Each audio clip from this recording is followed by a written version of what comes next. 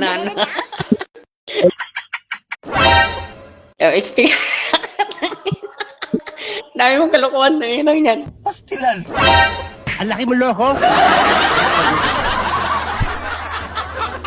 Ang content na ito ay pawang katuwa lamang. Kung di afford maubusan ng points o star, ay manahimik na lang at wag gayahin. Don't try this. Ang makakasama ko ngayon ay same lang din ng kasama ko kahapon sa Team Recruit. Na naman. Nice. Meron Mukhang di pa din talaga sila nadala. Well, dahil mabait naman ako kaya malalang pag-a-adjust na naman ang gagawin ko sa mga ito.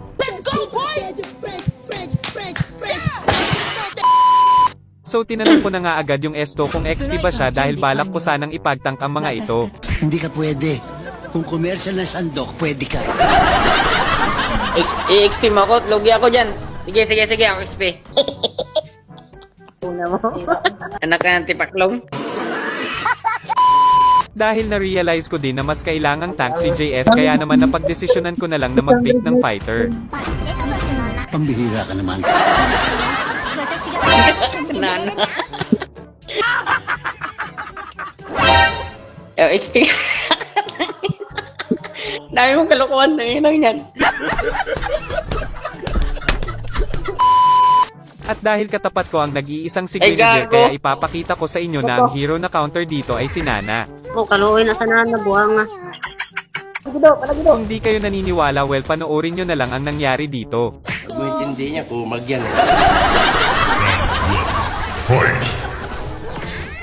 Kabado retrip pre. Alag. Ano ito?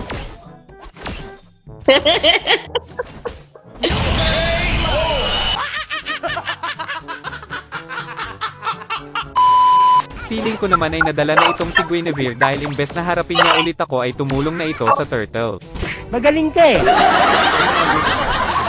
Pero syempre kahit saan magpunta ito ay susunod ako.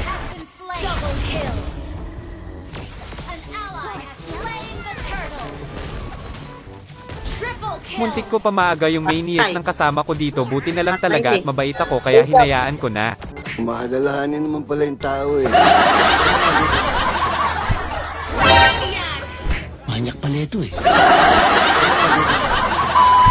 Dahil sa nangyari ay sabi ko kinakabahan na malamang si Guinevere. Guinevere, huwag kang kabahan.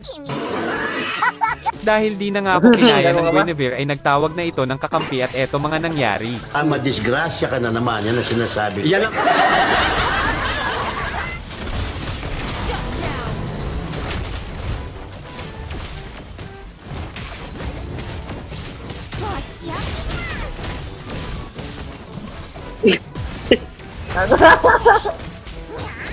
Ni-takedown ko naman yung Roger kaso nga lang naisahan din naman ako ni Guinevere at naka-double kill pa nga si my idol.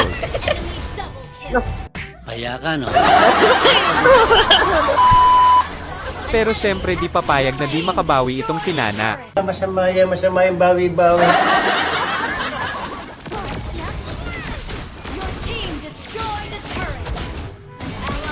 Utay na, naisecute ako. Kanina ka pa nang asa, papatulan na kita eh. Dito ay tamang zone lang ako sa Lord. Pero dahil nagdatingan na din yung mga kalaban kaya eto nangyari.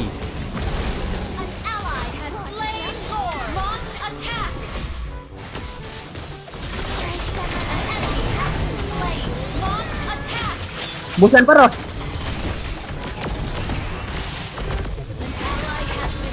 Yun lang, ubos tayo.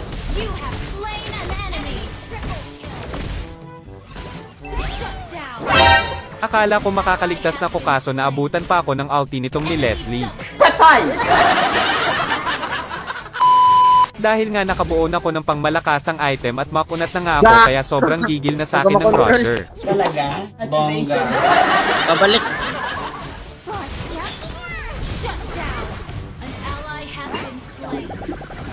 So, I agree with you. Okay.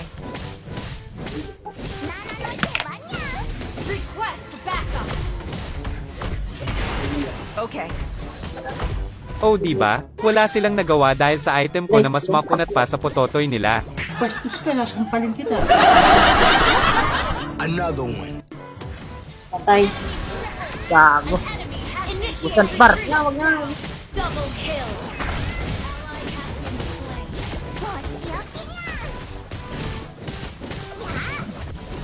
Wag na.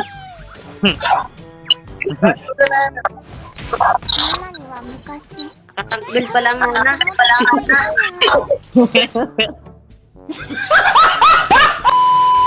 At ayun nga dahil sa mas makunat pa ko sa mga kalaban ay nagawa naming maipanalo yung laro.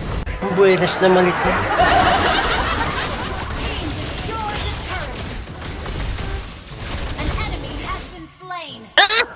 Gago. Ito pa na ako sa si Asak. Lagot ko sa susi.